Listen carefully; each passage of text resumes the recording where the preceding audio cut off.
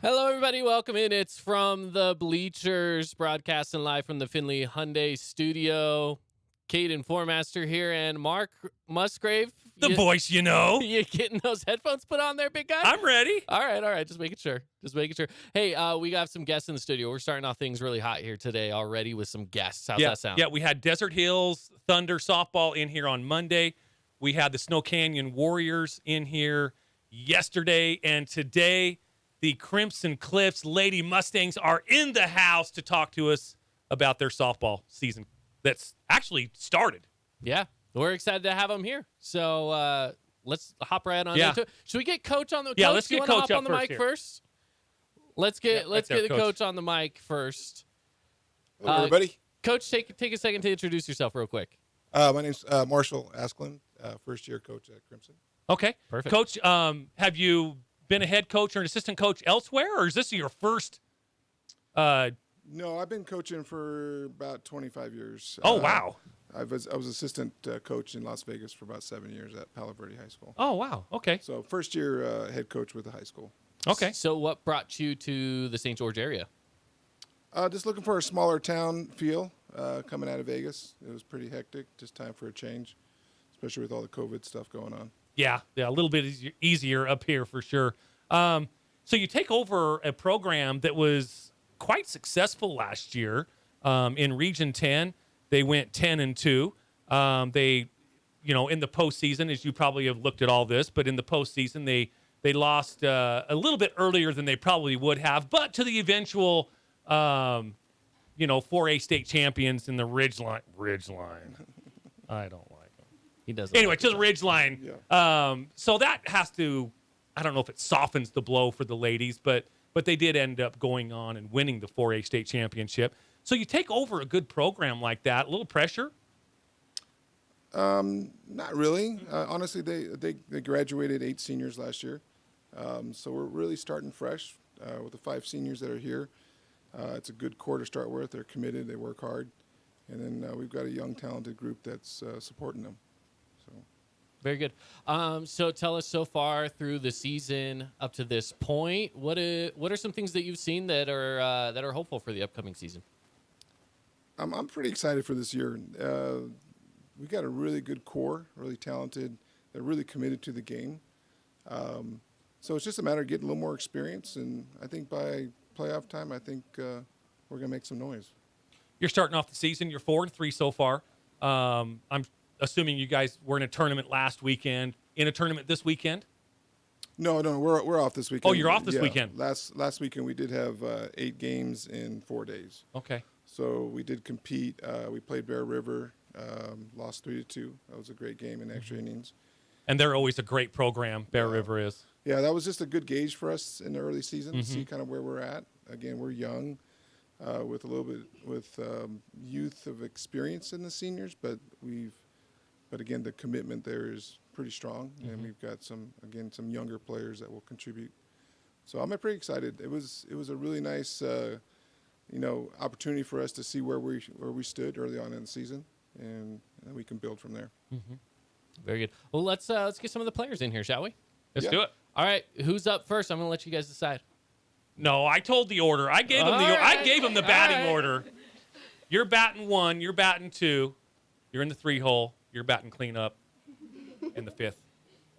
All right. That was always my favorite place to bat, by the way, was the 5 hole. It really was. 3 or 5. Really? 3 or 5. Yep. I didn't. 2. I never was a leadoff hitter, I like number 2. and I never had the power for it to be cleanup. I always loved the 3 hole and the 5 hole. Yeah, throw me second in the lineup and I'm happy. Okay. That's where I want to be. Love it. Yeah, I don't want to be leadoff. No, there's too much pressure on Well, that. Speaking of pressure, yeah, leadoff. Here we go. Who's our leadoff hitter? I'm Ellie Brinkerhoff. Ellie, what position are you? I play catch. Ooh. Mark's favorite position. No It's way. I don't know if it's my favorite position, but it's the most important position on the field. I think so too. Sorry, pitchers. Sorry, center fielders. Center fielders, you're number 2. But catcher, most important position on the field. As a catcher, what do you feel your strength is? Is it calling a good game? Is it your arm throwing down to second? I mean, what's your strength? I like to think my blocking is my strength just because I've had to put so much work into it. but Coach Marshall is helping me a lot with like my throws and mobility and stuff like that. Yeah, you got to be a wall when you're back there as a catcher. Yeah, it's a tough. You got to be a wall, tough position. especially in softball where the bases are only 60 feet apart. That ball gets by, and it's an easy bag for the base runner, right? I mean, it's pretty easy if it gets by you. Yeah, if it gets by me, but McKenna does a pretty good job of keeping it in the strike zone. So Not throwing it in the dirt. yeah, We're going to talk to her in a minute. she's good. What's something that you've kind of been working on this season to help you progress here in the game? I've been working a lot on my framing and stuff, my framing and my throws. But yeah, nothing crazy. A catcher that's good at framing is a good catcher. Yeah, that's one of the Coaches pitchers. love those kinds of catchers, right? So Coach? does your pitcher. The So does the also pitcher. loves that. Absolutely, man. Yeah. How's the hitting coming along? It's actually been pretty good. Do you have any individual personal goals as far as batting?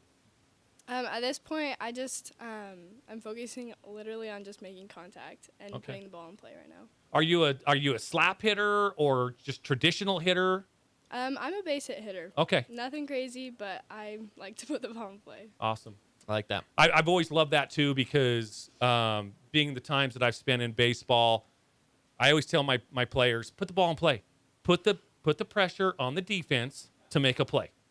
And whether you get on with an error or a base hit, the most important thing is base runners, right? Because you can't score if you don't get on. So Correct. Awesome. Well, thank you. Well, thank you guys. You betcha. Yeah, of course. All right. Who do we have next? I mean, she just barely spoke pretty highly of you. So, yeah, feel free to introduce yourself. I'm McKenna Cahoon. And I'm assuming that you stand in the circle. Yes, I do. Pitcher. Any other positions that you play? Sometimes first, but just mainly pitch. Mainly pitch. Yep. Okay. Okay. What would you say is your favorite pitch in your arsenal? I definitely would have to say my changeup. So yeah, or my curve. I like that. I like a good changeup. How the heck do That's you good. throw a curve underhand? How do you do that? I don't have it. Dang it! I don't have a softball. But like you rotate No, a little you bit, just or kind of come up and cross. really? Yeah. Okay. And Yep. do you have a riser or anything like that? Yeah, or- I'm working on my rise. That's my hardest pitch right now to throw, but Mm-hmm. I'm working on it definitely. So Yeah, I'll tell you what. I know in baseball it's probably the same in softball, but man, you have a good changeup, and it's deadly. Yeah. It's deadly when you mix in that fastball, riser, curve, change, and that change will get them out. yeah. All the time. They're out on their front foot and don't know what to do. Yeah. Love it. What's your favorite cheer? You got lucky. I I forgot. got stuck with this question. Yes, you got Oh. stuck. So what's your favorite cheer when you're in the dugout? And I know that you ladies told me that, the leader of your cheers isn't in here. Yeah. But what's your favorite cheer? I would definitely have to give credit to Lexi. Definitely like walk, walk, walk, walk, walk, walk, walk, walk, walk. Nice. Yeah. I like you. I like that. That was good. I do too. That was good. I like that she actually presented it for us as Yeah, well. I'm sorry. Yeah. No, be don't sorry. That's the apologize. best thing ever. My goodness, that was awesome. Yeah, that's great. That's Yeah. phenomenal. Do you get, as a pitcher, I know it's not always the same for all pitchers, but do you get a chance to hit up the batter's box as well? Sometimes I'm not the best batter, but also I sometimes get pretty good hits. So Nice. yeah. Very good. Thank you. All right, right. let's get to the 3-hole. Next up. I'm Katie Roberts, Okay. and I play mostly left field. All right. Mark and I, we've said this to everyone that's come through this week talking to different softball teams. We love our outfielders. We're outfielders. Yeah. because So- we're the ones that we just love chasing down fly balls. Yeah. So I'm sure you Same. can agree Yep, with that, I right? love that. That's the best part. Yeah. Isn't it a great feeling when you're running one and down in the gap and you just full run, you yeah. catch it, Oh, my favorite is diving for the ball. diving as For the well. ball is my favorite part of the outfield. So you aren't afraid to dive and go No. Superman style? No, it's my favorite part. I love that. I love that too. So what's something, again, I asked this earlier, but what's something that you yourself have been working on this season to try to improve? Myself, I've been trying to work more on my throw because I'm more of a speed in the outfield, not an arm. So I've been trying to strengthen my arm in the gym and try to transfer that over to the field. Nice. I like that. What's your favorite cheer? Oh, well, once again with Lexi, she likes to yell ball, and we all just kind of follow along. It's just to annoy people, really. Yeah. Oh yeah. well, I do the PA announcing over here at Desert Hills for baseball, okay? And I've said this before. So I'm the softball PA announcer is down the hall from me, and the windows are open and everything. And, baseball, it's like 2-1. I don't want to say it's a snooze fest because I love baseball. But then I hear the cheers and the score over there is like 16-13. And I'm like, oh, my gosh, they're having fun over there at the softball field. One thing, you ladies have fun, right? Oh, for sure. So tell me what it's like to be at a Coach Asklund practice. Oh, very intense, and it's very like fast paced. You're always moving. You're always doing something. There's not like a time where you're like relaxing. You're like moving. You're constantly working on something, which I really enjoy because I'm not getting distracted. Right. I like that. Great. Thank you. Yeah. Who's next? Me. Our cleanup hitter. Cleanup hitter. All right, introduce yourself. I'm Riley Askland. Riley. Okay, Oh, what's your position as well? Yeah. I play third Who's- and also center field. Yeah. And who's your dad? That guy. Oh, okay. All Yeah. right. So I'm That guy over sorry. there. So center field and Third. third. Okay, Yeah. playing a little hot corner, huh? Yeah. Which one's your favorite out of those two? Currently third. Yeah. Really? Yeah, I usually like on my travel teams like mostly outfield, and I like outfield because you get to dive a lot. That's Yeah. what I liked a lot about it. But third, I like how like quick it is. Man, third. Yeah, exactly. I was just going to say that. You have no chance to think about ground balls. That's my favorite part though, because I don't like to overthink it. Yeah. Like at short or second, I feel like that's like too much time for me to think And yeah, get in your own head, Yeah, right? yeah. I totally get that. yeah. Yeah. Is it out of all the positions on the field, is that your favorite as well? Yeah, third for sure. Where do you bat in the lineup? Either between like 3 to 5. Okay, so we got the cleanup hitter here, and you're sometimes cleanup hitter in the Yeah. real batting order. Yeah. All right. Very good. Mark asked this question before. What kind of hitter are you? I would just say I'm like a base hit hitter. Traditional, Yeah. Yeah. not a slapper or anything like that. No, not a slapper at all. But I'm a righty. No, wait a minute. You gals are all giggling at me. That's the right term, right? That's okay. All right, I'm Yeah. learning a lot about softball. Yeah. So Not a slapper. I'm a righty. okay. All right. Yeah. Love it. Yeah.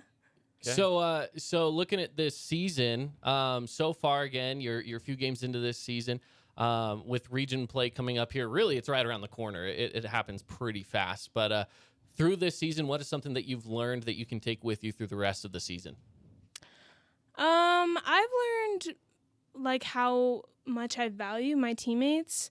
I went through like a few rocky points throughout the tournament, and like I wouldn't have been able to pick myself up without my teammates, and like I truly do love them, and they're like all my best friends, and I think I really value that they were there to help me like pick me up when I was struggling. So last year you were playing in Las Vegas. Yeah. Correct? No, we moved. Did you play here? Yes. Okay. Yeah. But from your sophomore to your junior year, was that the case? Yeah, I moved here beginning of my junior year. How was that transition? It actually was really easy. I feel like when I moved here, like everyone was so welcoming and so easy to like make friends, and like it was really nice. I like St. George a lot better than Vegas. Awesome. Yeah. We like to hear that. Yes, Yeah. we do. Anyone that says St. George is better than Vegas, come on. Yeah. No.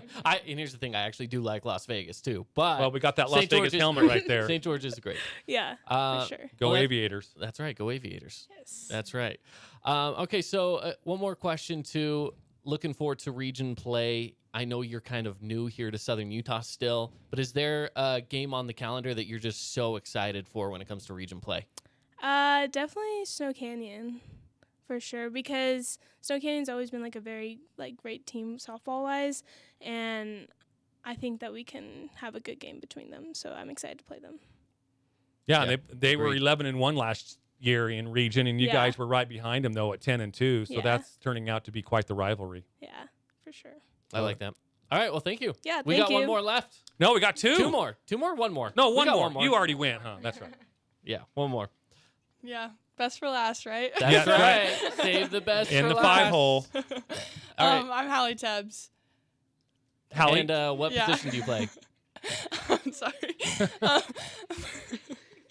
It's okay. You're center good. field. I play center field.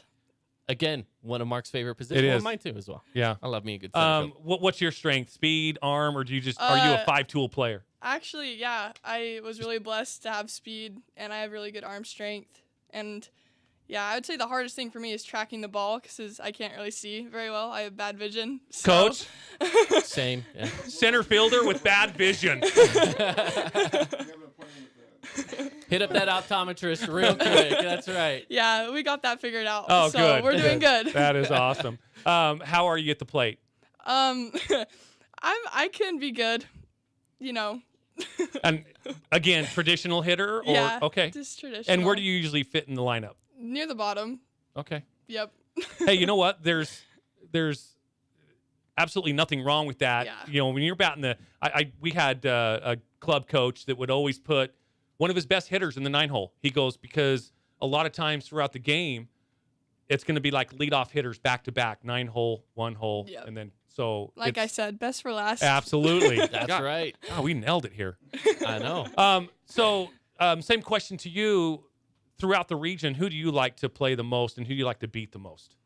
I actually would agree with Riley, like Snow Canyon, just because like we have formed kind of like I wouldn't say, rivalry. Mhm. Why can't I speak? You did it. I you did got it. it out. So just because like they are a good team and like it's always super fun to like compete with them.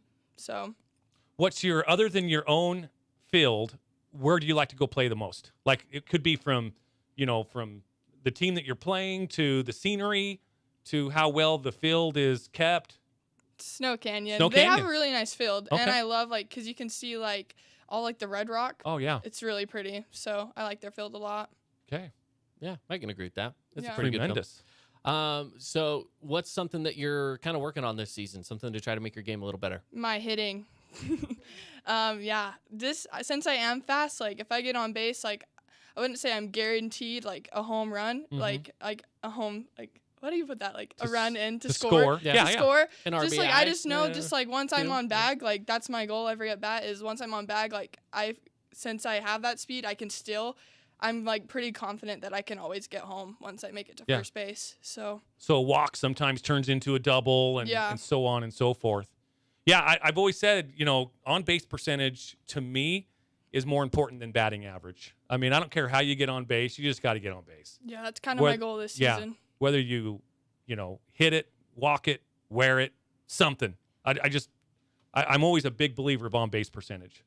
So I He's love watched that. a about lot of Moneyball. If you've never watched Moneyball, you'll know Yeah. what we mean by that. I'm kind of old school, but that's Yeah. kind of new school stuff. It's more though. new school now. That is kind of new school stuff, Yeah. and I'm an old school kind of guy. Yeah, it's more new school mentality, but it's a good mentality to have, and I'm glad Yeah. that you have that. It's really smart.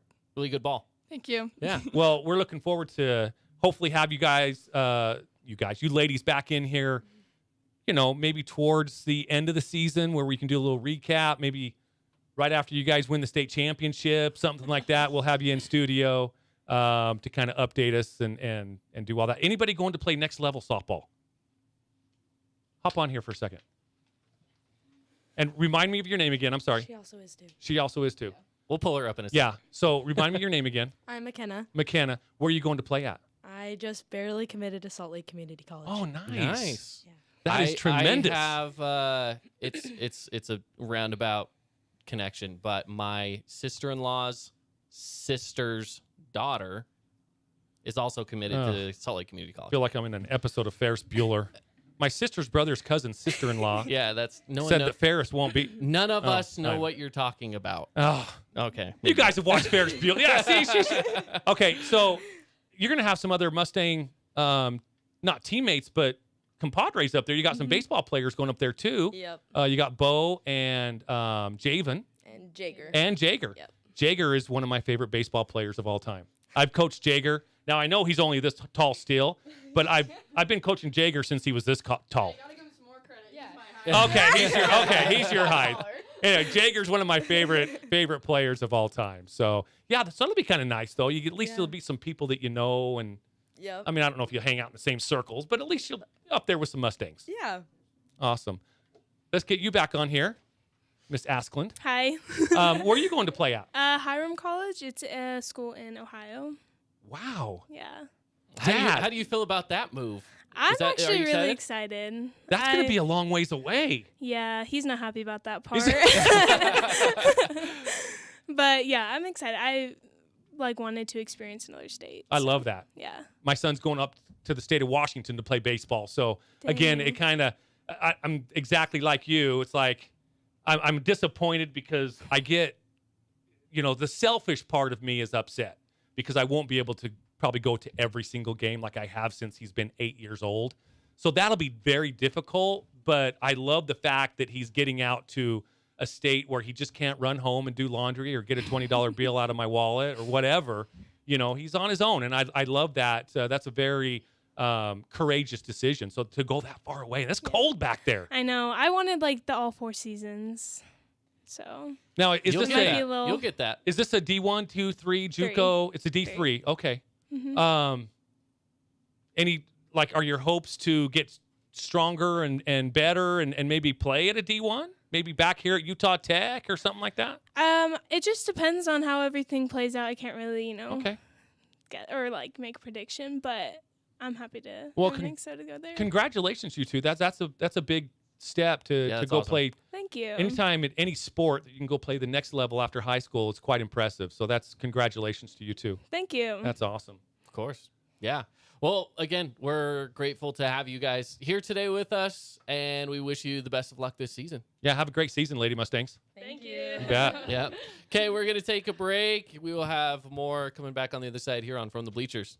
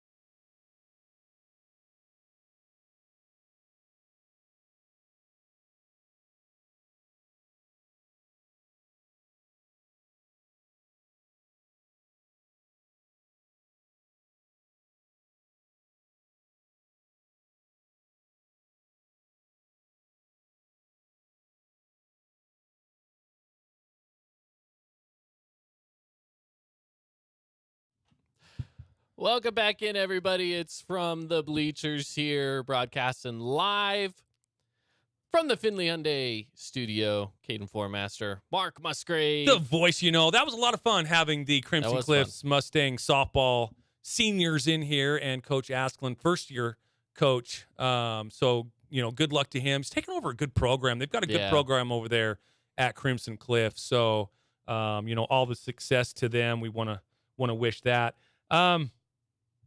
My South bracket is already blown up. Thank you, Princeton. I mean, come on. What is going on? Princeton, my gosh. a 15 seed beating a number 2 seed. What is going on? But we knew this was going to happen this year. Yeah. It was such wide open this year. Yeah, well, it always happens every single year. You're going to get a 15 seed or occasionally or you get the 15 too. You get those every so often.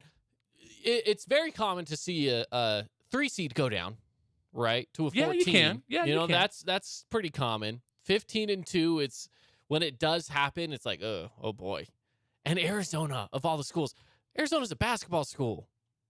Them going down is not a good thing. No, that's not good. It's not good at all. I'm telling you what, my South bracket is shot already. I mean, Bama did win and advance today. That's the only good thing that's gone on with my bracket in the South, other than San Diego State. But, that is a huge, huge upset. Yeah. And I'm sure a lot of people had Arizona in their Final Four. Thank goodness I did not. I had them in the Elite Eight.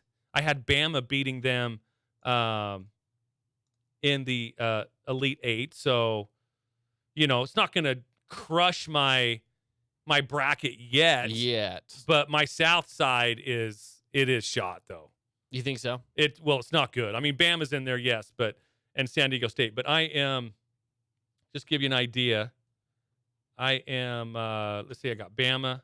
So you got 1, 2, 3, 4, 5, 6 games, and I've gotten 2 right in the South. I'm 2 out of 6. It's not good. It's not good. 2 out of 6. I'm pulling up my bracket right now.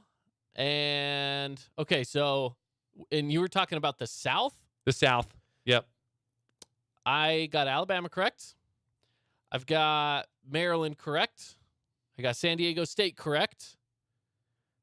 I did not get Furman beating Virginia. I don't know if very many people got that one correct. Where is Furman? Furman? I don't know. I've never even heard of that place. I think it's made up. Maybe it is. Furman? Maybe it's a bunch of NBA G Leaguers that got together and created a college. My goodness. But Missouri beat Utah State. I said Utah State. I was being a homer. Maybe I shouldn't have I kind of was too. And I'm putting that one on Amico. I kind of took his advice, and then I looked deeper into it. Dang it, Pat. Yeah, I'm putting that on Amico. Princeton, Arizona. I don't know how many people got that one right, but that was tough. That was tough. Nikki, our coworker here, just texted me, and she said her South is also busted. Yeah. Well, I mean, so here's a good thing for me. I have one silver lining in all of this. I had Arizona losing in the Sweet 16. So I had them going one more than you did. And that's okay. That if I'm going to have Arizona losing at all in the Sweet 16, I feel like I'm okay with that. Basically, I had them winning against Princeton, winning against Utah State, and then I have them losing to Baylor. Okay. So I feel a little bit better about that one because I was thinking Baylor over Arizona might have been the wrong choice, but I just, thought, why not?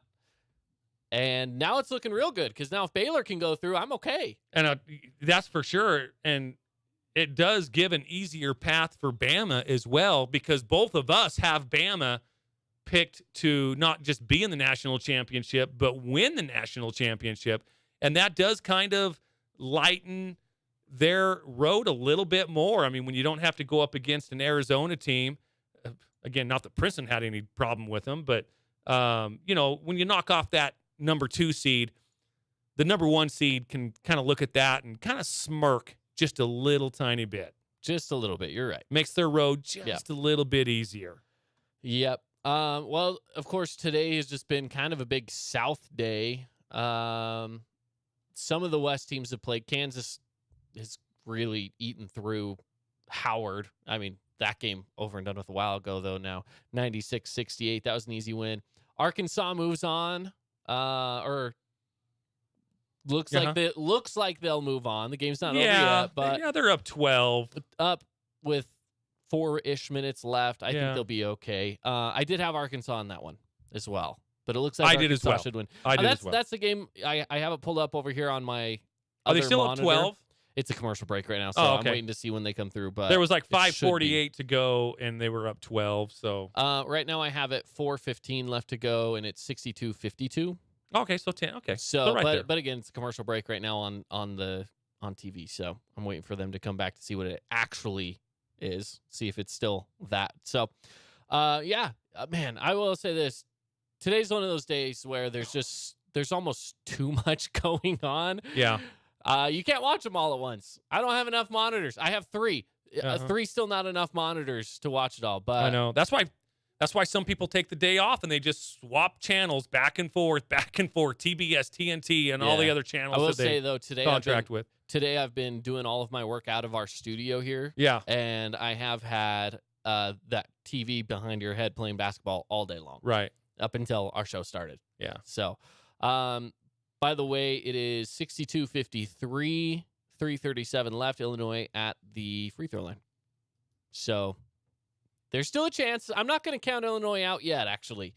So that's one of those we're going to keep our eyes on for sure. We appreciate everyone that has signed up to play along with the bracket challenge, by the way. Yeah, it's going to be fun to keep an eye on this for sure. Now, if you signed up to play, if you got one of our 64 seeds the other day when we were handing out seeds for our Road to the Finals fan challenge, I have some updates for you. And for example, if you were given Arizona, you're probably sitting there thinking like, oh, no, that was not very good. Jordan Clark, you had Arizona at the 2 seed. And he probably at the time he thought that is a very I'm locked to get some good prizes. And if you had Princeton, you're probably like, oh. You're probably sitting there being like, great. And you're advancing. And now Princeton's advancing. I want to see who had Princeton. Let me see if I can figure that out real quick. Princeton. It was Dale Brewster. With the upset. You were connected to Princeton with the South 15 seed.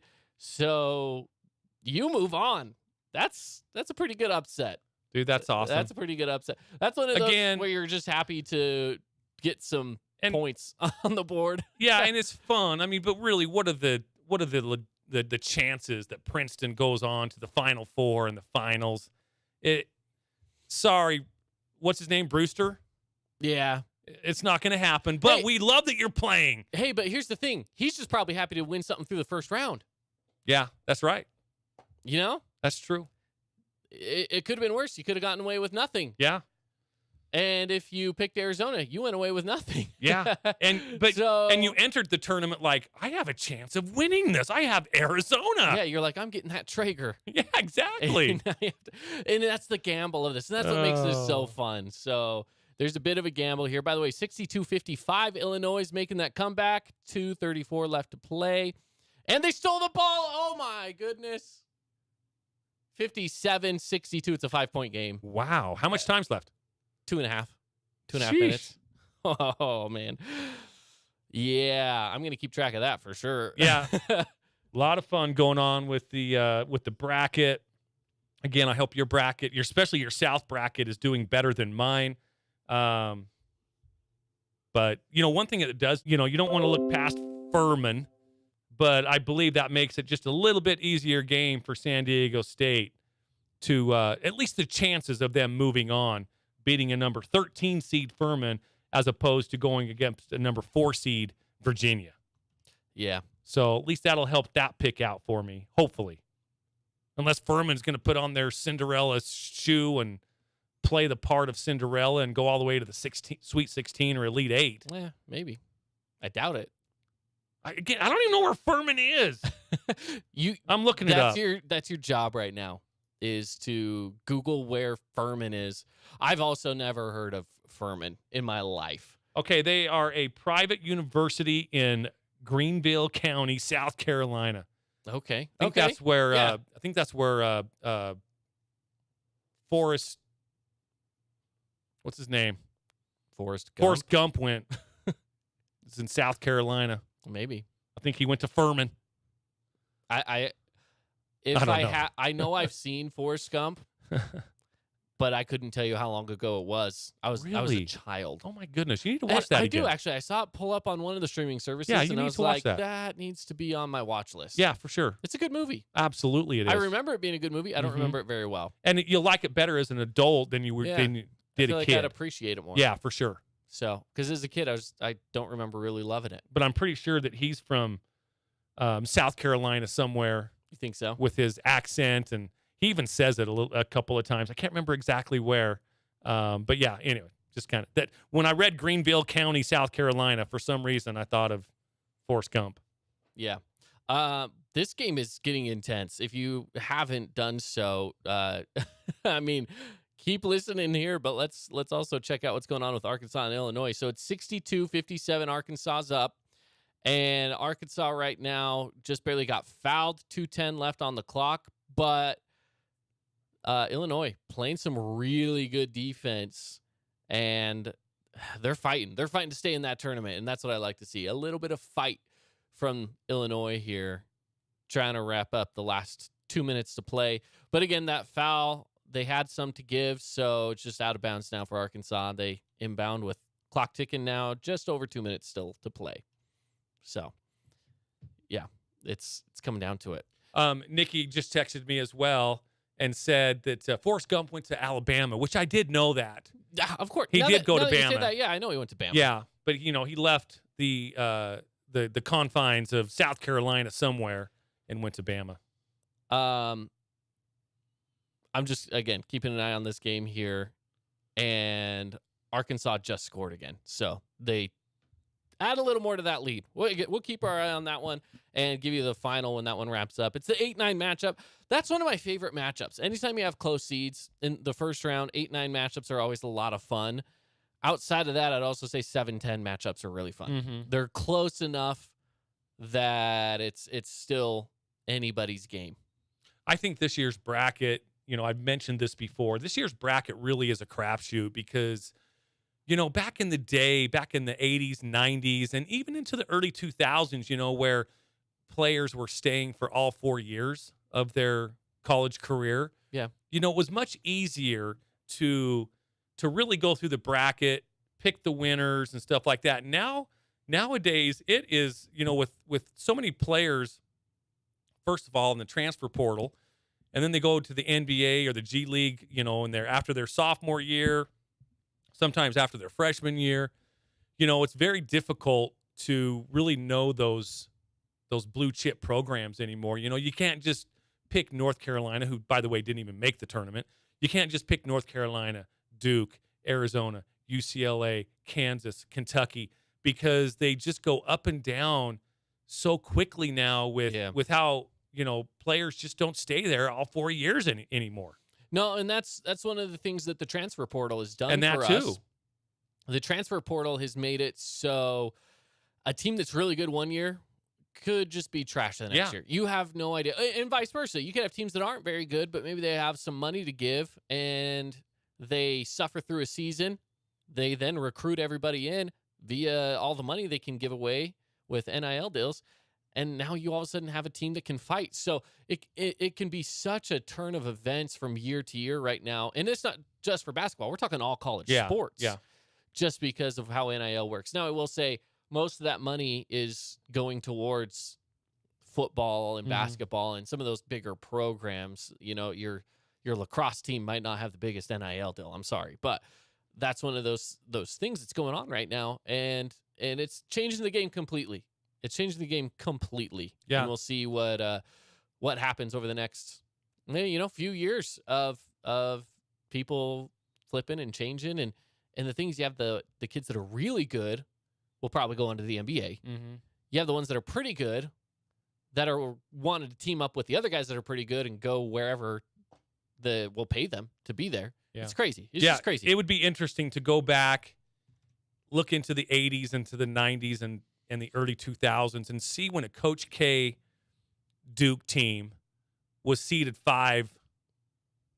number 5. I mean, it seemed like Duke was always a 1, a 2, maybe on a bad year, a 3 seed. And I would say that was good up until, I mean, really 2010. I was going to say about 10 years, 10 or plus, 10 plus years ago. And somewhere around there, you know. Yeah. I mean, because even you think about, I became a Duke fan when I was a kid because I loved J.J. Redick. Mm-hmm.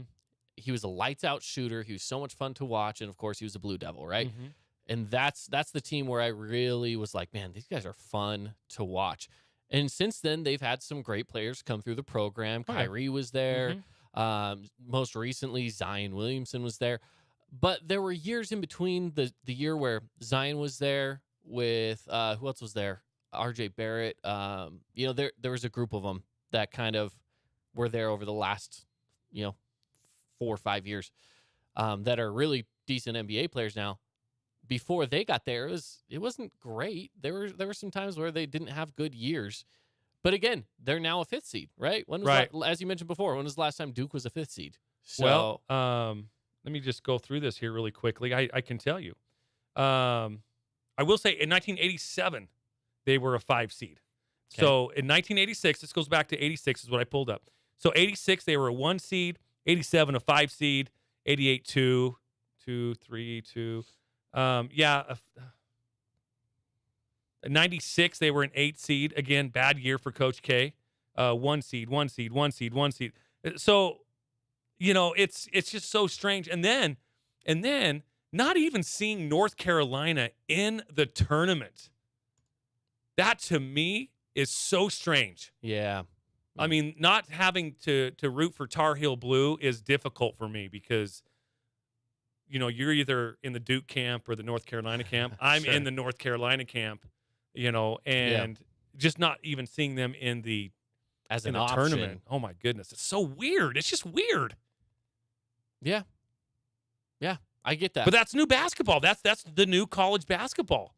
It is, and you look at the some of these teams now. I also understand. Here's the thing. There are always going to be teams that make it just because, like your Grand Canyon, right? Grand Canyon won the WAC tournament. They get the automatic bid. That happens. You're going to have a lot of teams like that they won their conference, so they're there. But you have some of these teams that have just kind of come out of nowhere, and have made their way into it. So you don't have... Yeah, and I'm curious. I kind of want to look to see, and I'm not going to do it now. Too many. I don't want to go through all 64 teams and see why North Carolina wasn't the ones in there, and where did they finish in their conference? All that kind of stuff matters. Right. And I'm not going through all of that. It's just all pretty interesting. 42 seconds to go. Arkansas's up 68-61, and they just 36 seconds. They just got fouled. I think Arkansas is going to pull this one out. Looks like it. So, hey, let's get to a break. More when we come back. It's from the Bleachers. Stick around.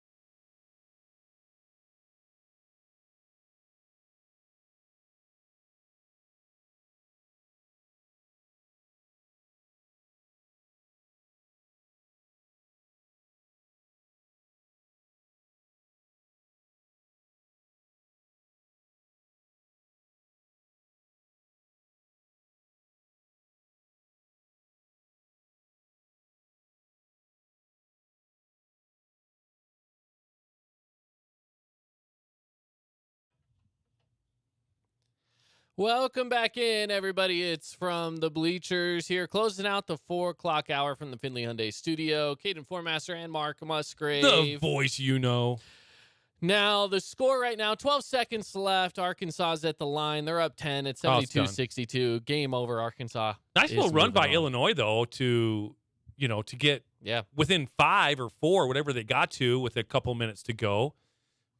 So, yeah, nice little run. Yeah. So yeah, that's going to be Arkansas moving on, beating Illinois. Now, Kaden. Yeah. You are a millennial, correct? Correct. You are a millennial. Now, when you're driving home to Enterprise and somebody cuts you off on Bluff Street, would you rather give them the finger or a thumbs down? Neither. I just honk at them and tell them they're stupid. Well, they can't hear you. I'll still say it. Well, let me just tell you something.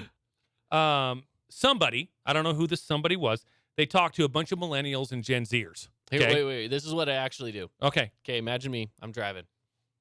Someone cuts me off hardcore. Yeah. This happened just the other day. Okay. It startled me because I was not expecting them to come over, and they just, boom, came over, and I was like, whoa. And I immediately, I don't know why this is my reaction, I went and I gave them a little, just a little toot, just a little like, yeah. And my hands just went. Okay. Like. Palms to the air. What was that, dude? For our radio listeners, you're doing palms to the air. By the way, watch us on YouTube. Yeah. Fan Sports Network YouTube. You can see my reaction right now. This is what I was doing. I was going, hey. And I see him. I just see this hand wave like, sorry, not sorry. I'm just going to keep driving. Yeah. Anyways, that's what I did. I was just going to say that. Hopefully our viewers are watching you drive a fake car. Yeah, I'm an air here. car. 10 and 2. Yeah. Well, anyway, somebody, and I don't know who this someone was, talked to a bunch of millennials and Gen Zers, and they claim that a thumbs down is more effective than the bird. Do you know what I want to do? And by the way, Bobby on YouTube in our comments, he says the finger. The finger. I'm kind of with you. I mean, I don't do that, but the finger does seem more effective to me than a thumbs down. Well, this was what one person described it, doing a thumbs down. It's the equivalent of telling someone, I'm not mad, I'm disappointed. Do you know what I've always wanted? The bird is just you're mad. Okay, so do you know what I always wanted to do? And this was back in the days of my missionary work. We always carried around little pass-along cards that had pictures of Jesus on them. Yeah. Right? And if people ever got like road rage or something next to us, you know what I always wanted to do was just like hold up a picture of Jesus. just to be like, hey, just calm down. I just thought that'd be a funny way to do it. But the thumbs down, that works. Well, I'm just saying that the Gen Zers and millennials, they're trying to soften things up a little bit, go with the thumbs down. The baby boomers and the Gen Xers were like, no way, we're using that finger. Yeah. Not that I condone that. I don't do that. I'm not a finger person. I've never been. Really, neither have I. Neither have I. That. I don't know. It's not my thing. I'm with you all the way, and I'm a Gen Xer. I mean, but I never did. I never got into that either. In fact, when I was living in California, I remember, on Highway 99, they'll have these quick little on-ramps. So you've got to accelerate very quickly on Highway 99 on an on-ramp. So, I accelerate, and did I maybe cut somebody off a little tiny bit? Maybe, but it was very difficult not to. Well, this dude, he gives me the double bird. I see it in my rearview mirror, and he's not giving me one bird. He's giving me the double bird. That's impressive. He was not happy. And you know what I did, Kaden? I just waved at him. And he got mad. He did it again. And then I waved at him again, and he did it again. I mean, it was funny. It was funny. He's just going off at you, and you're just like, I'm like just waving back at him. Yeah, he didn't like that. He didn't like the wave. Yeah. And that's what I was doing. I was waving at him. I wasn't giving him the bird. Kill him with kindness. Yes, exactly. Yes. Kill him with kindness. Yes. Yeah. And I think sometimes we also forget that, hey, you know what? It's just it's people in the car. Yeah. It's other people. They're not necessarily trying to be malicious if they cut you off. Sometimes it just happens. So. And it's like, you know what? If nothing happened, then nothing happened. Yes, it's annoying. I get annoyed all the time while out driving. And it's just annoying. These are first world problems that we're dealing with. First world problems. We don't have to worry about where our next meal is coming from.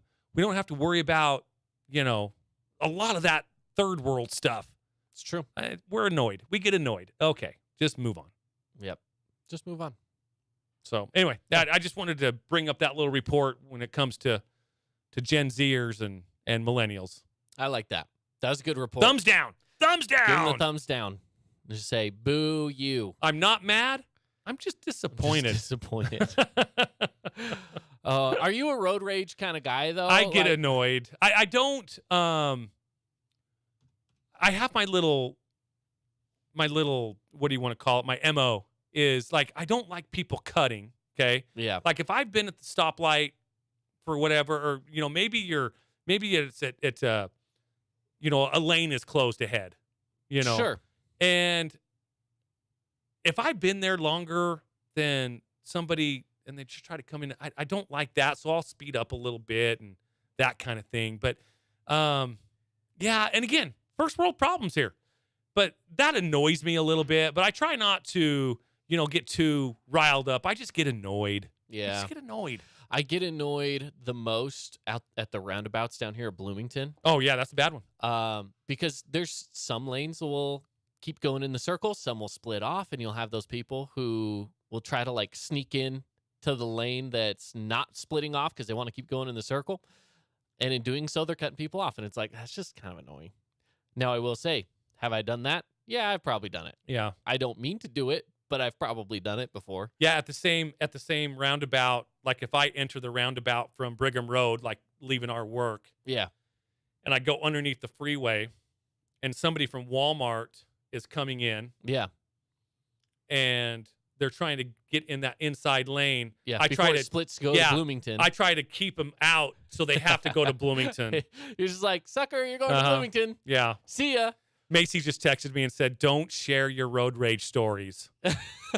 I'm sure you have plenty. I think we all have plenty of road rage stories. So I'm right there with you because I also have road rage stories. It's in the books, right? Arkansas?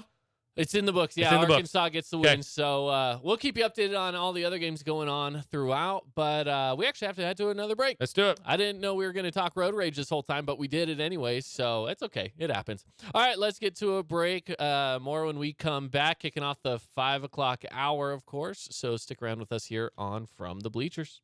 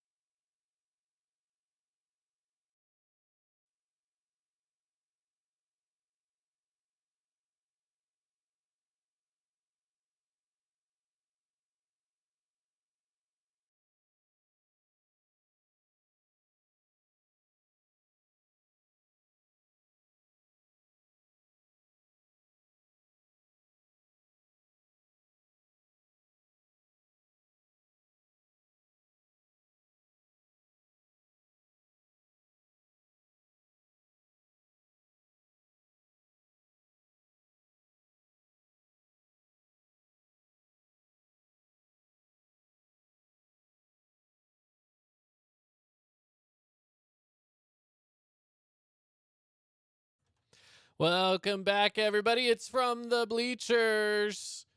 Kaden Foremaster, Mark Musgrave. The voice, I just got an alert on my watch, and it has a picture of the South bracket, and there's a big red stamp on it that says busted, because everybody's bracket in the South is busted. You're not wrong about that.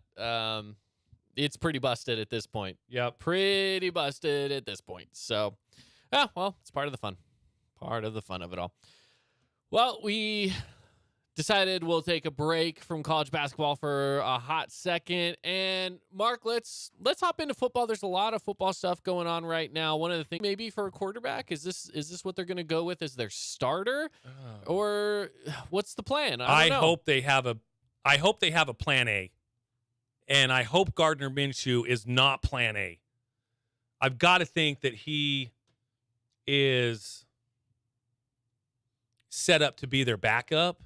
I mean, I don't know why you go get a backup before a starter, but hey, if Gardner Minshew, and he's had flashes of some good football, but he is not going to take you deep into the playoffs, maybe not even to the playoffs, and certainly not going to give you a Super Bowl run.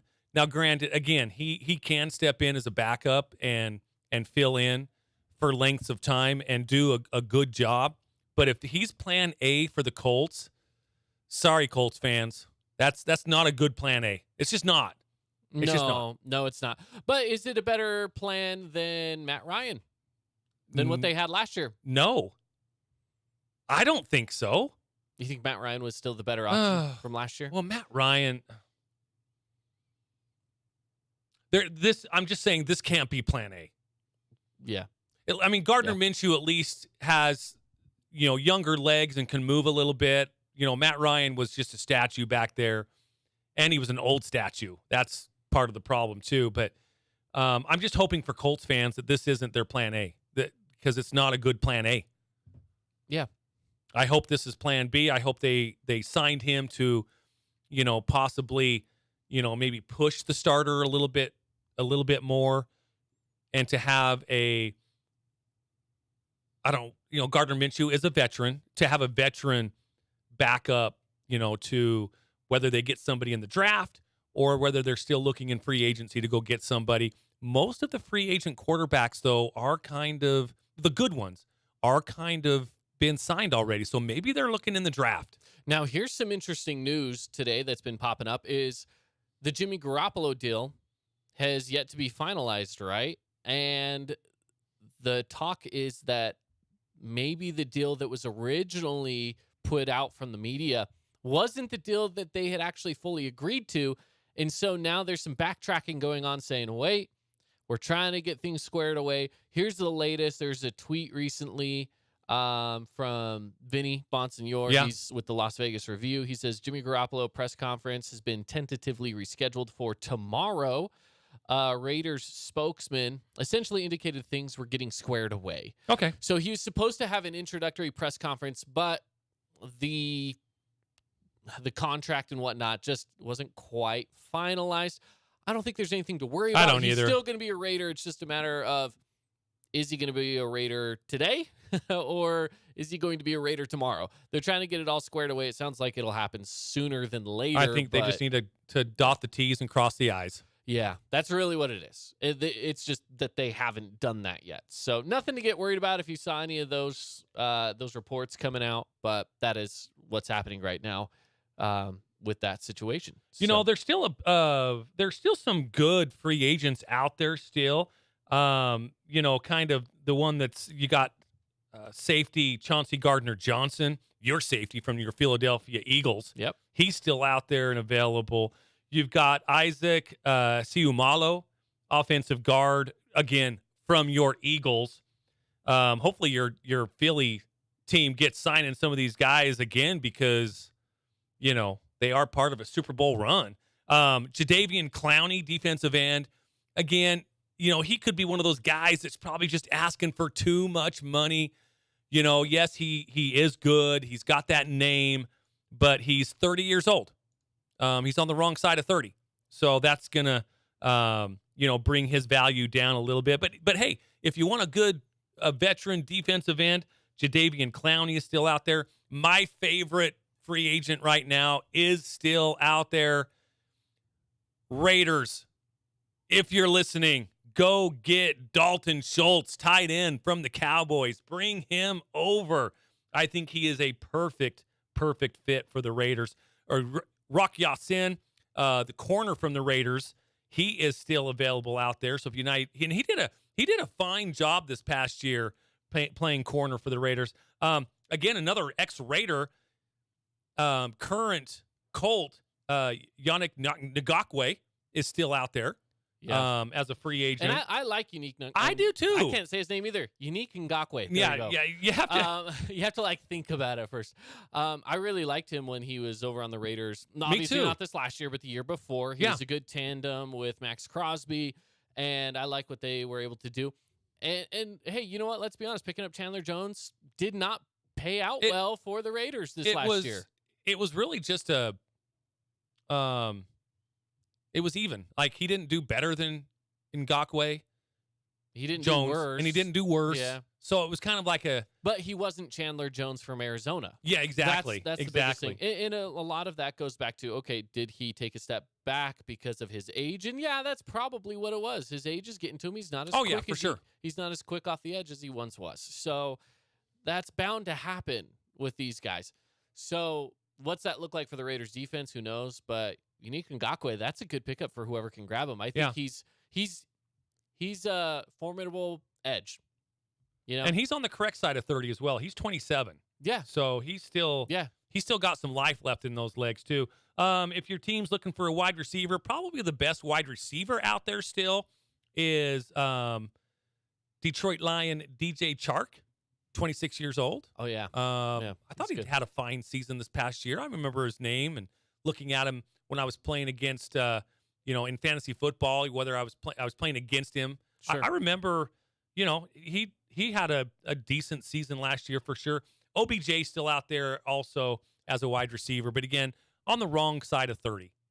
Yeah, honestly, at this point, I wouldn't be too surprised if OBJ doesn't get picked up again. Has it been one season or 2 seasons that he hasn't played now? He has one full season. One full season. So because he played in the Super Bowl. Yeah. And did he play in the Super Bowl? He got injured in the Super Bowl. In the Super Bowl. That's right. Yeah, he got injured in the Super Bowl, and didn't play all of last season. And that's the other thing too. You don't play for a full year. You're in your 30s, and as a receiver, you're right. He's on the wrong side of 30. He's not in a good position for his career. And maybe Aaron Rodgers gets his way and the Jets pick him up. Who knows? But you're right. He's still technically out there as a free agent. Here's a good pickup if you'd like to. I'm surprised the Chiefs have not re-signed him. Yeah. Because I know exactly what you're talking about too. Speed. McCole Hardman is still out there for the free agent wise playing for the Chiefs. Kind of took that role of Tyreek Hill a little bit. And that would be a very good pickup if your team is needing some speed for a wide receiver for sure. Mike Gesicki, another good tight end out there still available. I still like Dalton Schultz a little bit better, but Mike Gesicki would be a nice little, not nice little tight end. He'd be a nice tight end, and he's 27 years old. So there's some good free agents still out there that your team can go pick up. Devin Singletary, running back for the Bills. Yeah. Free agent is still out there and available as well. So hopefully your team's active and getting some of these signings, re-signings and signings of these free agents before they head in to the draft. Yeah. Now, the draft feels like it's going to be here before we know it. Oh, it's going to be. It's going to happen way sooner than we know it. But I'm excited. I always love the draft. And even last year, Mark, what are you doing? I'm just taking a drink of Rockstar. You showing it off for our YouTube viewers? Is that what that is? Again, I'm still trying to get a a sponsorship with them, so you got to show the logo. I don't have anything with a logo on it to show right now. I drank a Coke earlier that's sitting in the trash can right And again, there. it's not good for radio, but the YouTube audience is like, why is he holding a rock star to the camera? I'm trying to get a sponsorship. There you go. We've been streaming on YouTube for the last 3 days, I Yeah. guess. For the last 3 days, we got some cameras in here. We're streaming on YouTube. If you want to watch us do our thing and talk back and forth, talk sports, you can over on thefansportsnetwork.com, or just look up the Fan YouTube page. That's probably the easier way to do it. And of course, click on our live video. And really, too, on that live video, you can send us comments right away and be part of the conversation. Be part of the conversation, and we can Tell bring us it we're up. idiots. Yeah, exactly. Tell us we're idiots. We don't mind. In fact, Bobby, or agree with us. Our listener Bobby said, "The finger, LOL. I will try that." So I think I've got Bobby off the finger and onto the thumbs down. From Onto our thumbs earlier down. conversation. I think that makes the world a little bit better place. Yeah, it probably does. Yeah, hop in. Of course, I'm going back to the football talk now. As we're talking some of this football stuff, any free agent moves that you think, hey, this person should sign there, let us know if you have thoughts on those things. Hop on into the comment section over there on the YouTube, and that's an easy place for us to interact with you guys as our listeners / viewers. But some breaking news, by the way, not in the football world. It comes from Adrian Wojnarowski. Woj bomb is that the Charlotte Hornets owner, Michael Jordan, is engaged in serious talks to sell a majority stake in the franchise to a group led by Hornets minority owner Gabe Plotkin and Atlanta's minority owner Rick Schnall. So basically, it looks like MJ may not be leading the charge when it comes to the Charlotte Hornets anymore. Probably because he can't stand being a loser. Maybe. I mean, he is the GOAT. And, I mean, what's the last time Charlotte did anything? Well, and they're the worst team in the league this season. He probably just can't stand being the owner of a losing team, because he is a winner all the way through. And it could be one of those situations where maybe it's not necessarily him that wants to sell the stakes. Maybe it's other people in the organization being like, we need a new owner, someone who's willing to make some big changes around here and make stuff happen. Sometimes that can be what a franchise needs to just get better and do better. Yeah, that's why that's what it is. That's why some of the greats don't become good head coaches. Now, Larry Bird did have a nice little run with Indiana, was a really good head coach. But for the most part, the greats are not good head coaches, just due to the fact that they demand their players to make the plays that they did. My goodness, what is on fire there? I don't know, but looks like it's the Titans stadium or something from a while back, or I have no idea. But yeah, it's an old video. When you look back and you look at the head coaches across the league, the best head coaches are the role players. Have you ever thought about that? I mean, like Jerry Sloan. Yeah. Phil Jackson. Now, these guys were good basketball players, but they weren't the stars of their team by any means. Yeah. I'm going to show you something. I'm putting this on the screen. This is kind of funny. Take a look at this if you can. I know this is kind of off to the side. This is President Biden's men's NCAA championship bracket. If you're on YouTube, you can see it pulled up there. He has Arizona as the national champions. Oh boy. That maybe is that why they lost? Because President Biden wanted them to win. He had them going all the way, and that didn't happen. Well, I wouldn't want my bracket being called out either, but I didn't have Arizona winning the national championship. Not that that's really an absurd pick. It wasn't a bad pick. I mean, my goodness, just. Yeah, Arizona gone down. It wasn't the right pick either. Nope, it wasn't the right pick. So, not good. Man, I will say, yeah, today's been fun. I've got Auburn and Iowa pulled up right now as well. So that's the game that I'm keeping my eye on. It's early in the game though. 16-12, Auburn with the lead over Iowa. So, And if I look at my bracket, again, this one was this Midwest. I have Auburn winning. So Auburn with the upset, hopefully they can make that one come all the way through for us. This is So, Midwest? Midwest 8 and 9 seed. That's the one that's going on. I have Iowa. You have Auburn? I have Auburn. And what's the score right now? Last I saw it was 16-12. Okay, 16-12 for Auburn. Auburn in the lead. It's early. Oh yeah, way early. But It's really early. I'd rather be up early than down early. So I mean, there's that. Yeah, that's fair. That's completely fair. Yeah, so far I'm doing all right. Good, not great. Good, not great. My South is gone, like I said earlier in the show, but hopefully I can bounce back in some later rounds in the South. Yeah. Guess we'll see, huh? Mm-hmm. Guess we'll see. Yeah, we got this first week is so much fun. Yeah. It's great. There's so much going on over. I shouldn't even say first week. Really, the first 2 days. The first 2 days are a lot of fun, and then from there it slows down a little bit. And when it slows down a little bit, it's not as entertaining, but it's still really good because you want to see those teams fighting for championships. Oh, yeah. It's really fun when you see those teams like Furman from Greenville County, South Carolina. Yep. And by the way, Forrest Gump was from Greenbow, South Carolina. Greenbow. Hey, well, at least you were somewhat right on that, right? Yes. Because you thought maybe he went to college there, but he went to college at Alabama. Yeah, he did go to. Yes, that's correct. Yeah. So. And I knew that. I just didn't remember it. Yeah, that happens. I knew that he went to Alabama because he could run. That boy could run. Mm-hmm. Forrest Gump. That's true. He could run. And he did. Yes, he did. All the way across America. Across, exactly right. Hey, I got some baseball tonight, too, by the way.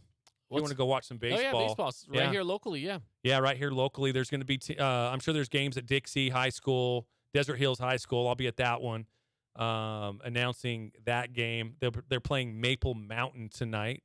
So if you want to catch some baseball, head over there. I'm sure Crimson Cliffs also has some baseball going on. Again, check their school websites and their calendars just to get the spring preseason schedule. But, I think you can go just about anywhere tonight, watch a little baseball, and then certainly all weekend long as well. So some good teams coming down from up north again. We've talked about this before where they just can't wait to get invited to these tournaments down here to come down and play some baseball because they can't even get on their baseball field yet. So, and that's why pretty much every school hosts a tournament because there's that many northern schools that want to come down here and play. Snow Canyon can host a tournament. Dixie can host a tournament. Desert Hills can host a tournament. Crimson can host a tournament. And there's plenty of northern teams that just love to come down here and play. Yeah. Yeah. Plenty. And I don't blame them. No, it's important to get some dirt time, to get on the infield, take some outfield, to get some live ABs going. And that's how these northern teams can do it. That's how they do it. They come down south here during their spring break, during our spring break, and play baseball. Yeah. A lot of games going on. A lot of games. There are a lot of games. And it's good. That's really good. So over on the fansportsnetwork.com, there is an easy way for you to go and check out the schedule as well. So just go click over onto, if you highlight over I want to say it's the Region 10 tab, there's a schedule there for baseball. So easy way to see who's playing, where, when, and all that stuff. So, yeah. All right, Mark, should we take a break here? I think it's about that time, isn't it? It's about that time. We're going to take a break and... Yeah. I'm just taking a drink. Showing it off to the camera. I see what you're doing. We're going to take a break. More when we come back here on From the Bleachers.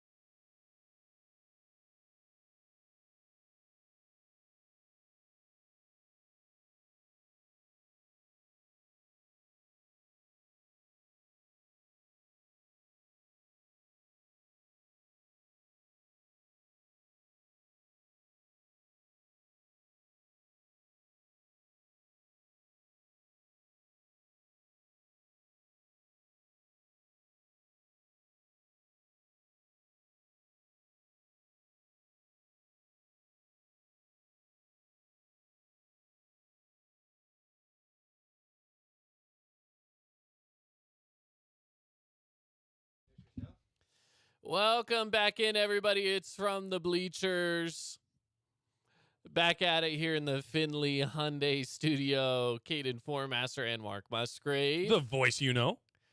And as we were saying, Duke out. We were just barely talking about this over the break. Duke out to an early lead, 11-0. I have Oral Roberts winning that game. No, you yes, don't. I do. I picked No, him. Yes, I you did. Yes, I did. Oh, no. Oh, no. I'm trying to find mine. Where's this one at? These guys are in the Midwest, right? East. No, Midwest. No, East. East. There we go. I looked over here at my screen, and I'm watching the Auburn-Iowa game, and it said Midwest, so I looked over there. That was my bad. In the East, I have Duke. Easy. Come on. Why did I ever try to second guess that? Yeah, why did you Of course question I have that? Duke. Yeah, I have Duke beating Tennessee as well. Why not? I have Tennessee losing in the first round. You do also have that. And remember how confident you were yesterday about, I'm still confident. I'm going to have the best bracket out of everybody here at the Fan Sports Network. I am still confident. I'm not looking at my South bracket. It's not that confident, but I'm still confident. Again, we're only in day one. We're only in day one. It might be a little shaky, but I'm still confident. If you say so. Mm-hmm. If you say so. Yeah, that's how these things go. Hey, so again, if you haven't caught on already, we are broadcasting the show over on YouTube as well, and you can also find it on the fansportsnetwork.com. So if you want to watch us sit here and talk back and forth, you can. And earlier today as well, if you're a fan of Crimson Cliffs, we had the Crimson Cliffs softball team in here as well. You can go back and watch that interview over on YouTube. Yeah, we had their seniors in here, so if you wanted to go back and watch that, you certainly can. Again, just make sure that you are watching it. You are subscribing to our channel because we will have many, many updates for local high school sports throughout, and you can always get caught up. And we might have a great interview with whoever your favorite coach is here in the high school realms, and you can always go back and watch it, listen to what they say, and go from there. Yeah. I'm really excited for tomorrow. Here's something fun going on tomorrow, Mark, and I know that you're probably not as excited about it as I am, but we're talking some Formula One tomorrow. Dude, I love horsepower. Don't get me wrong. I'm just not I'm not you don't follow the sport. I'm not familiar with the drivers and stuff like I used to be with NASCAR.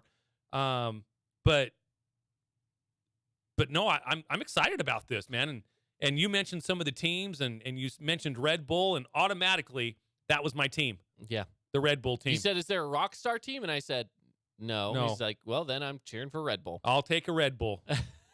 and their cars are good looking too. The car's pretty sweet. They're a really good team. They won it last year. Okay. So it's a good team to pick. Yeah, we're going to be talking to... We're talking to a guy named Nick. His name is Nick, and he has a podcast all around F1 with a couple of his friends. It's called The Undercut, so go check out their podcast. We're going to have him on to talk about Formula One. Now, why are we talking Formula One? Because... 2 reasons. Number 1, it's a sport, and we're a sports station. That's true. Number 2, a lot of people around the world are getting into Formula One, so why not hop on that train? Let's give it a third thing. Now, I'm looking for number 3 here. Number 3, Formula One is going to be in our backyard in Las Vegas. Yes, that's where I was alluding to. Yes, and some people might not realize how big of a deal this is. We're going to have Nick on, and he's going to inform us, from being a Formula One fan for many years, of why it's such a big deal to have a Formula One race this close. Here's the thing. This is a worldwide sport. Imagine if, is this where they race through the cities? Yeah. I will pull up the track that's going to be in Las Vegas. It is in downtown Las Vegas. It's not like they are just going out to the Las Vegas Speedway and driving. No, it is on the Strip. The race is on the Strip. That is pretty cool. These guys are going to be going 200 miles an hour on the Strip. That is pretty cool. At nighttime as well, so you'll get all the Vegas lights. It's going to be a blast. I'm so excited. The race is until November, but it's one of those later in the season. Anyways, I was going to bring this up. Imagine, Mark, being a Raider fan. Yeah. As I am. I don't have to imagine that. I am a Raider fan. Imagine if the Raiders only played 3 games total in the United States. Oh, my gosh. Maybe even only 2 games total in the United States, and you're a big-time Raider fan. And those happen to be in, let's say one was in Austin and another one was in New York. Dang. That'd be tough. I'd certainly be interested in going to those. And all of a sudden, out of nowhere, your favorite team is now playing in Las Vegas. Yeah. For the first time ever. You're going to be excited, right? Oh, yeah, for sure. So Formula One fans in the area especially are very excited about it coming to Las Vegas. And honestly, Formula One fans in general. Nick, again, and we'll talk to him, he's a guy from the East Coast. And he's even like, man, it's so cool that it's in Vegas. I want to go to it. You know? Yeah, exactly. So it's a big thing, not just for our local area, but for the U.S. as a whole. This is going to be a really cool race. And the world's eyes are going to be on, yes, Las Vegas. But again, we're Las Vegas's next door neighbor. So don't be surprised if that even brings some sort of influence to Southern Utah. Now, is there any chance at all that Tony Stark will be in one of these cars and Whiplash comes out and cuts the car in half like in Iron Man 2? No, because that was in Monaco. So it's, maybe though. But that is a Formula One, right? That is Formula One. That is correct. There you go. Yep. That did happen in that movie. And if it can happen in Monaco, it can happen in Las Vegas. And if it can happen in a fictional Marvel movie, it can happen in real life. Right? That's how those things work? I knew you'd get the reference, though, because I knew what you meant. You know, I'm a Marvel fan. I know. Yeah. So anyways, we're going to talk to him tomorrow. In the meantime, if you want to catch up on some Formula One, 2 places to go. Listen to the Undercut podcast. Yeah. Or I also say go on Netflix and watch Drive to Survive. Oh, okay. If you haven't seen the Drive to Survive documentary, there's 5 seasons out now. They started back in 2018 and have done a season for every season since 2018. Yeah. I'm going to check that out. Same producers that did Full Swing. If you watch the Full Swing documentary, I did watch that. PGA and Golf World. I say PGA, but they did some live stuff too. And they've only done 1 season. Only 1 season so far, and I've gotten through that. If you enjoyed that, you'll also enjoy Drive to Survive. Even if you're not a fan of the sport, it's actually a really, really interesting show. You get to learn about the drivers and more about the teams and the drama that goes along with the sport, and it's pretty cool. So I say watch it before the Vegas race happens. So when the Vegas race does happen, you know the drivers, you know the teams. Maybe you have a team by the time these guys end up in Las Vegas this fall. We'll talk more tomorrow. It's going to be great. I'm excited for that. Breaking news update. Oh, let's get into it. Oral Roberts scored 2 points. It's now 15-2. 15-2. You watch this epic comeback. I'm waiting epic. On pins and needles. It's going to be. It's going to be. On pins and needles over here. Yeah, Duke goes down. Down go the Blue Devils. Yeah. Maybe. I don't think it's going to happen, but I'm not going to hold them to it. I can certainly hope for it. You can. Yeah, you can hope for it. It's not looking good, but I can certainly hope for it. Yeah, there you go. So through Princeton beating Arizona. Yeah, if you haven't heard the news, that's the big one. That's the big one. Princeton beats Arizona. So you have a 15 seed winning.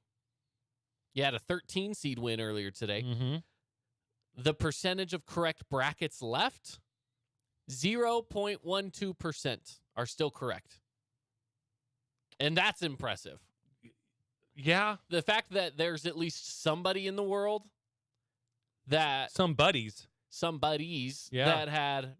Yeah, Maryland's winning. Furman is winning. Missouri, Princeton. But you know when you go to these bracket platforms, you can actually just click on, have it to choose random. Random. I mean, you could literally. Do you have to have an email for each one? I don't think you do. Because I have 2, and I have only 1 email attached to it. I have right. 2 brackets. So if you're in different groups, you can do multiple brackets for every group that you're in. I mean, you could have 2, 3, 4, 500 brackets. Yeah. That are either maybe chosen by the experts, randomly chosen, chosen by the higher seeds, chosen by the lower. I mean, there's several different ways that you can fill out a bracket automatically. Mm-hmm. I don't know. So I can see that 0.12% being out there still, because I doubt any bracket that is still correct, even on this day one. I doubt that this is their bracket they sat down and they had the full confidence of Princeton beating Arizona and so Furman beating Virginia. I think these are just random brackets. This is probably their 17th bracket that they filled out. You and I have the same thoughts on the brackets. We have one bracket. Yeah. Now, we might be in multiple groups, but we take the same bracket. Yeah. And we repick it. We do it in that platform. Yep. So, again, I remember listening to Mike Golick on Mike and Mike in the Morning years ago, and he would have 30, 40, 50 brackets, and he would be so proud when he picked an upset on bracket number 27. And it's like and Greeny would be like, how can you, brag about that when you have 30 brackets? You can't go around bragging about, I picked this 13 over 4 seed, but on 15 of your other brackets, you didn't. You can't walk around and brag about it. You just can't. No, you can't. You can't. Now, It's not if you and fair. I get one, we can. Yeah, well, you and I only we have have one bracket. We have one bracket. For every Yes. group that we're in, we only have one bracket for all of those groups. Yes. I'm with you. Hey, so I'm looking at our group play right now for the Fan Sports Network Bracket Challenge. Am I in Remember, last place? I don't know. Let me see. Let me look You at are yours. scrolling down a long ways. Well, it's based off of. It's not based off of scores. It's based off of. potential. No, it's based off of alphabetical order. Oh, okay. So they I gotta go to haven't the put it M's. in yet. You are, let's see, Mr. Mark Musgrave, or are you in under Voice Yeah. There you are, Voice You have 136 potential points. I will say the best I've seen has 158. Okay, so I'm kind of still in it then. That's not bad. There are a few people. I'm going to call out some people Let's here. do it. These are the people that chose Arizona to win it Oh, all. I love this. Yes. Who was it? If you did, I'm sorry. And if I call you out, hey, it's your bracket. I'm sorry. We have Thomas Bean, Tammy Shelley. Oh, I'm so sorry, Tammy. Let's see. Who else do we have? We've had a few more up in here. Kristen, you also did. Let me get to the other page here. We've got a bunch of them. It's loading in. Of course, it's going to take some time to load here. We got a lot of people that hopped into the bracket. I'm excited about this. Blair. Yep, Blair. You also chose Arizona. Jason Clark. Those are the ones that chose Arizona, so they are going to have a tough time. They have to get a lot of other things right. Yes, they do. So those are the ones that chose Arizona as their final and picked them to win it all, but I'm sorry to say, I don't know if that's going to be correct. Yeah. So here's what's cool about this. So last year, a lot of people, and remember, last year, do you remember how it was a lot of, all that was left was 1 seeds in the Final Four? Right. It was the 1 seed. It was, yes. Which was kind of cool, kind of different, though. This year, looking at it, yes, there's a lot of 1 seeds that are picked, right? Purdue, Houston, Alabama, Kansas. Mm-hmm. But I'm seeing a lot of UCLAs. I'm seeing some Texas. I see some Marquettes. Gonzaga is in there. So people are going a little bit out of the way here. There are definitely a lot of 1 seeds. Don't get me wrong. A lot of people chose Purdue, Houston, Bama, Kansas. Well, and again, I think this is one of those that's a smart years. choice. Yeah, I think this is one of those years that a 3, a 4, maybe even a 5 seed can win the national championship. I mean, again, I have a number 1. I have Bama winning it, but I could see a scenario where a lower seed, not a low seed, but a lower seed wins it. I do have them playing Gonzaga in the national championship game, and they're a 3 seed. Would I be surprised if the Zags beat Bama or if the Zags beat Purdue or somebody else on the other side of the bracket? Heavens, no. I think this year I wouldn't be surprised at all if we see a 2, 3, 4, or even maybe a 5 seed win the national championship. 2 seed is not a stretch, but when you get to the 3, 4s, and 5s, that's a little bit of a stretch to win the national championship. And I wouldn't be surprised at all. I really wouldn't. I saw something today, and I don't know who it was, but one of the bracketologist people have UConn winning it all as a 4 seed. Okay. as a 4 seed. And again, I wouldn't be shocked. You Because just this never year, know. this You never year know. is so wide open. I truly believe it's not going to be one of those years that it's all ones and twos in the Final Four. Can I tell you something bold I did? I love bold things. If with Arkansas winning, that's very helpful for me. Yeah. I have Arkansas beating Kansas in the next round. Oh wow, I do not. I had to do something bold. That is bold. If you kind of wanna- like my bold pick of Oral Roberts beating Duke. Yeah, if you want to win these bracket challenges, you kind of have to be You bold do. sometimes. You have to have a few really bold ones. choices, and if they pan out, you look like a genius. Really smart. Yes. I have Kansas winning, of course, against Howard, and that was an easy choice, right? I have them losing to Arkansas in the next round. Little Arkansas-Kansas battle. They're neighbors. So I have might as well Kansas pit 'em winning against that. each other. So yeah, I still feel good about Kansas winning that. I mean that was one of those where I was like, why not? Exactly. No, I'm with you. I You gotta understand do it. it. And that way too, when you do get those ones right, you look like a genius. You're going to tell people you're a genius. You're like, oh yeah, I did research on that game. I pulled up the numbers. I just knew They Arkansas. just match up so well. Yeah, exactly. With the matchups and all this kind of stuff. I knew Arkansas was going to beat Kansas. You can really spin it to where Yeah. you are a freaking genius. Yeah.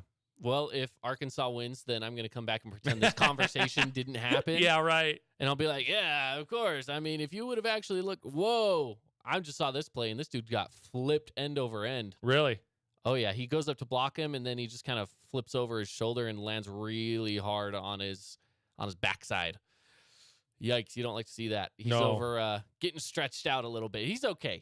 Just getting stretched out a little bit. One of the players for Auburn. Hey, Oral Roberts making a run. Duke's up 28-10. Oh, they're getting there. That's close.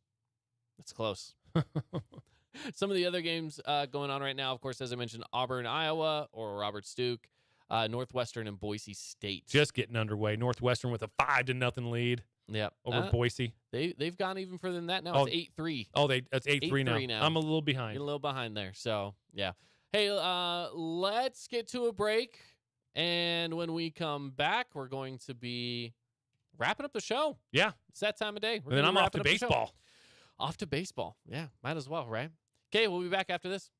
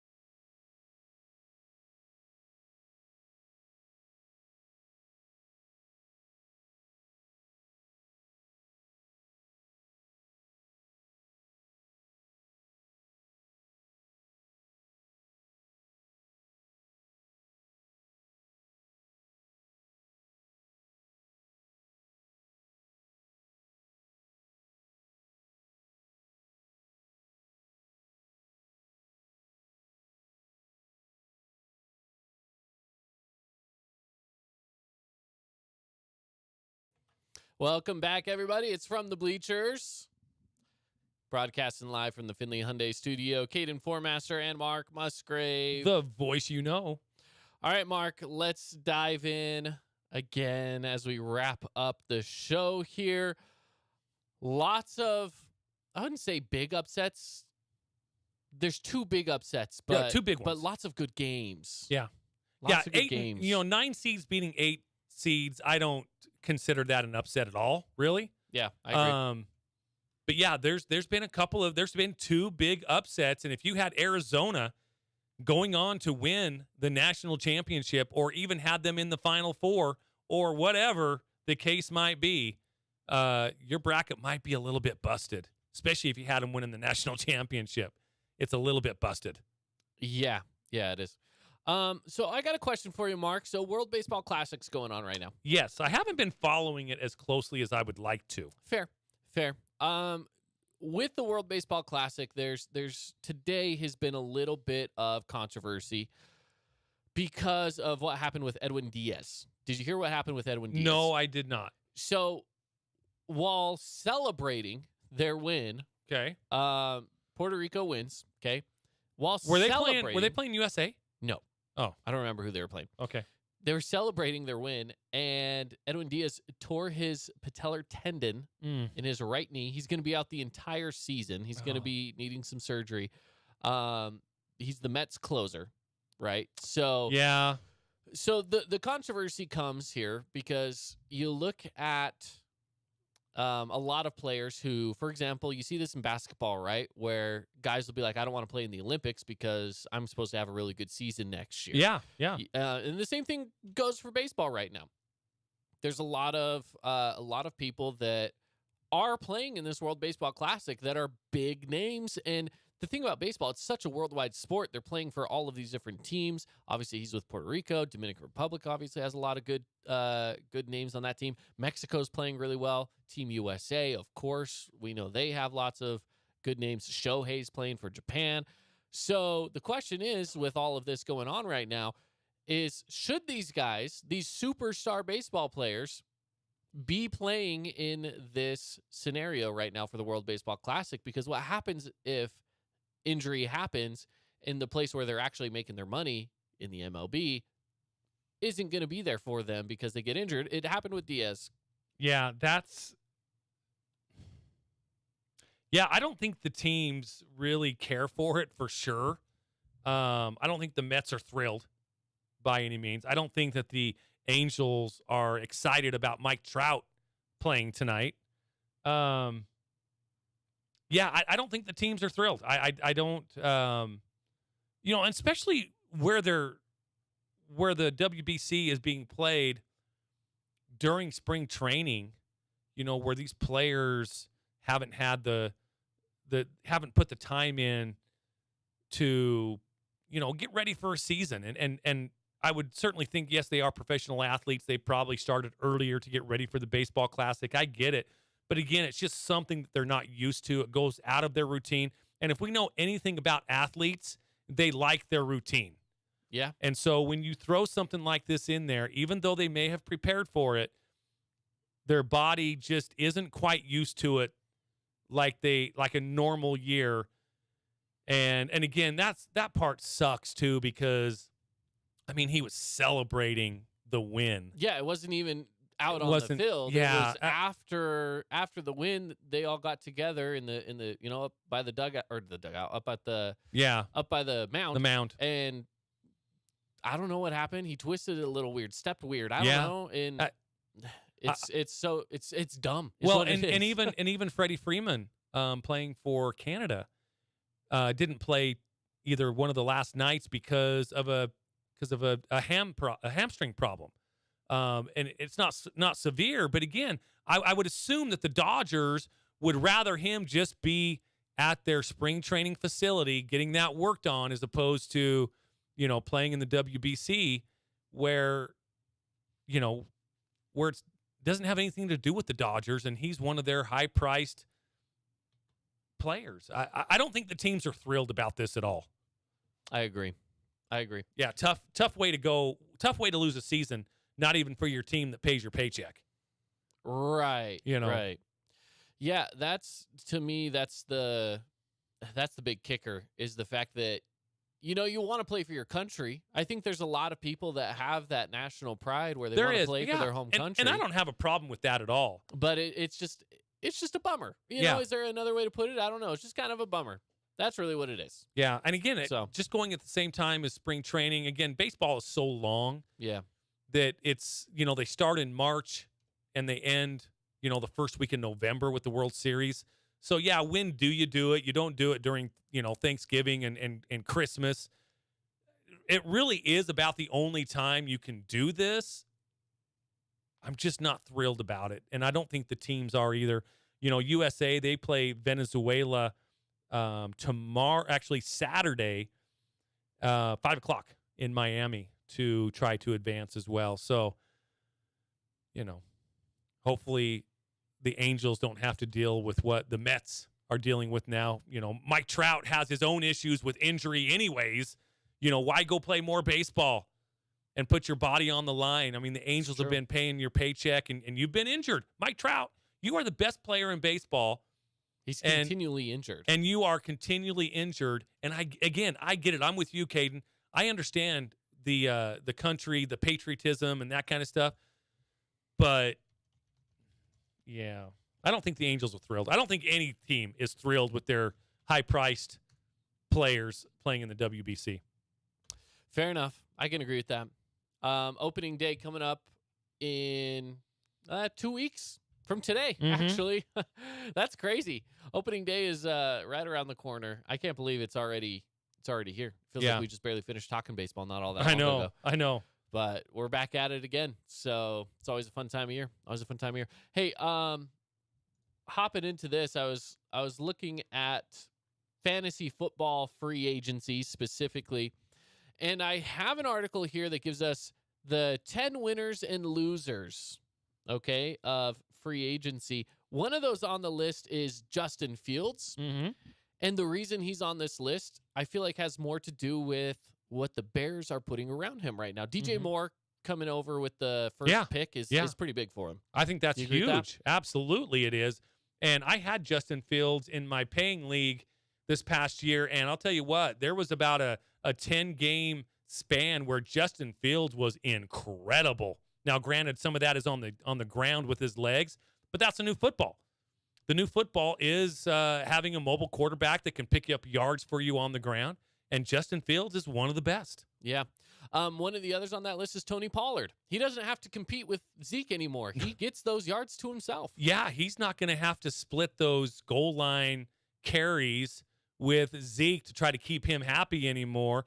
Coaching staff's going to roll with Tony Pollard, as I think they should. So, yeah, when it comes to fantasy football and real football, Tony Pollard's definitely a winner. Another one on the list, another Chicago Bear, Khalil Herbert, running back. He now has all the touches to himself, much like Pollard, because Montgomery's gone. Yeah. He's out of there. Yeah. So he's another one of those. And then Darren Waller going to the Giants is another one on this list. And see, I don't know about that one. Why would Darren Waller be a winner going to the Jets? I mean, what's the difference Because here's why. They don't have receivers there. He becomes the number one target for Daniel Jones. Okay. So his receiving yards is going to be phenomenal just because they don't really have standout receivers. I can see that. So he'll be the Travis Kelce in there. Now, I will say he's not Travis Kelce level, but Daniel Jones is no Patrick Mahomes either. It's just that as a tight end, he's a great number one option, and the Giants will be able to utilize him as such. I do think Darren Waller is Travis Kelce-ish. I think they have similar play styles. Yes. When healthy, and if the quarterback is, again, nobody's Patrick Mahomes, but it's tough to, just like Gronk and Brady. I mean, would Gronk had been as successful without Tom Brady?